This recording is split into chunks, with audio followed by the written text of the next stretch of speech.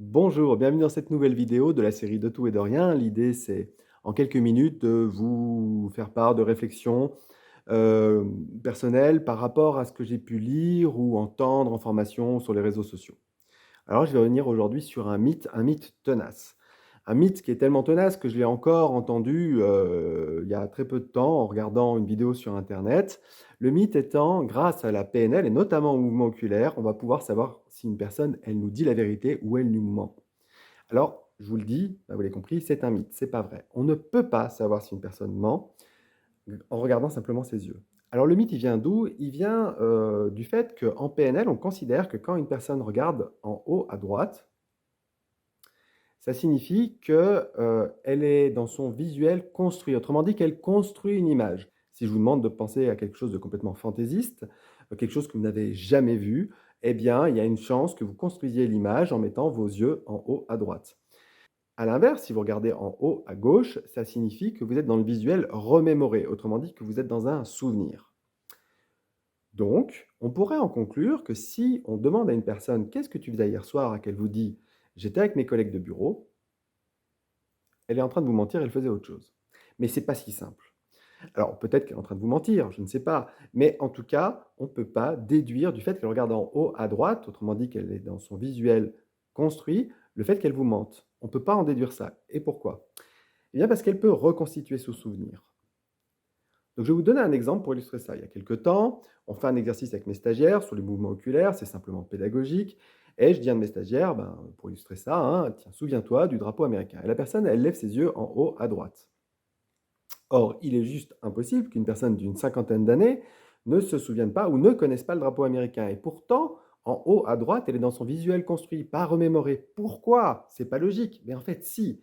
C'est parce que ce que la plupart des gens ne voient pas, parce que ça va trop vite et que la plupart des gens ne sont pas entraînés pour ça, et c'est qu'il se passe des micro-mouvements oculaires.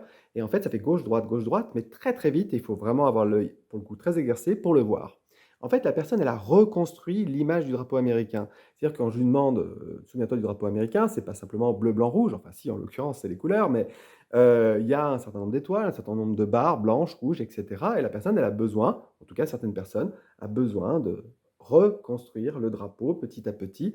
Et elle terminera c'est avec les yeux en haut à droite. De la même manière, si vous posez la question à une personne, t'étais où hier soir, qu'elle vous dit j'étais avec mes collègues de bureau, eh bien elle est peut-être tout simplement en train de reconstruire l'image du lieu, l'image de ses collègues, bref, elle va dans ses souvenirs, elle va piocher dans ses souvenirs, elle reconstruit l'image de son souvenir et donc elle terminera bien avec les yeux en haut à droite.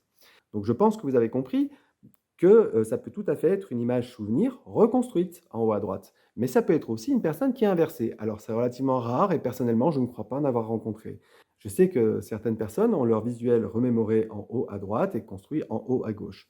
Alors je vous dis, c'est relativement rare.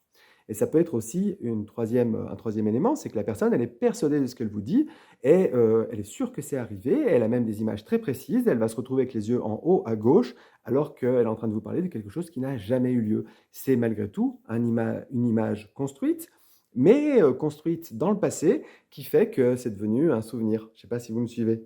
Tout ça pour vous dire qu'il est impossible de savoir si une personne ment en regardant ses yeux. Pour savoir si une personne ment, ça nécessite de prendre en compte tous les paramètres. Et encore, même comme ça, c'est pas fiable.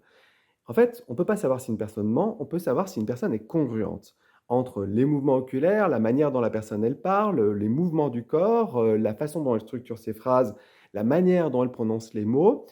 Ça nous donne un ensemble d'indices qui nous permettent de dire si une personne est incongruente, autrement dit s'il y a quelque chose qui n'est pas tout à fait clair dans son discours, ou congruente, au contraire, elle est très claire dans son discours. Mais même si elle est incongruente, ça ne signifie pas qu'elle ment, ça peut simplement signifier qu'elle est mal à l'aise par rapport à ce qu'elle est en train de nous dire. Donc voilà, donc désolé pour ceux qui y croyaient encore, cette histoire de mouvement oculaire, c'est un mythe. Les mouvements oculaires ont malgré tout une réelle utilité parce que ça va nous permettre de comprendre et de décrypter la stratégie mentale d'une personne et ça va être très utile pour les coachs, ça va être très utile pour les PNListes, mais malheureusement assez peu utile dans la vie de tous les jours. Voilà, je vous souhaite une très belle journée, je vous dis à bientôt pour une nouvelle vidéo.